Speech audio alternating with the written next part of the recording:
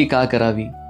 तुलसी रामायणामध्ये भगवान शिव माता पार्वतीला सांगतात, उमा कहो मैं अनुभव अपना, सत हरिभजन जगत सब सपना. ह्या जगात काही करण्यासारखं असेल तर ते फक्त एक मात्र आहे, हरिभजन. आणि हरिभजन करण्यासाठी सगळ्यात उत्तम जो दिवस दिलेला आहे तो म्हणजे एकादशी.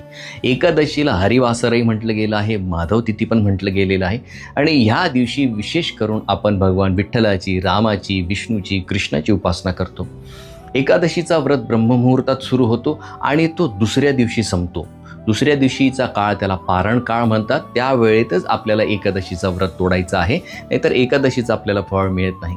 एकादशीच्या दिवशी आपण अन्न ग्रहण करत नाही, कारण त्या दिवशी अन्नामध्ये व्यक्ती पाप रूपाने उपस्थित असतो. म्हणून त्या दिवशी खाल्लेलं अन्न फक्त आणि फक्त पापमय ठरतं. तर ह्या एकादशीपासून आपण व्रत घेऊयात, की आयुष्यभर व्रत करायचं आहे. कारण पुराणांमध्ये शिव पार्वती संवाद येतो,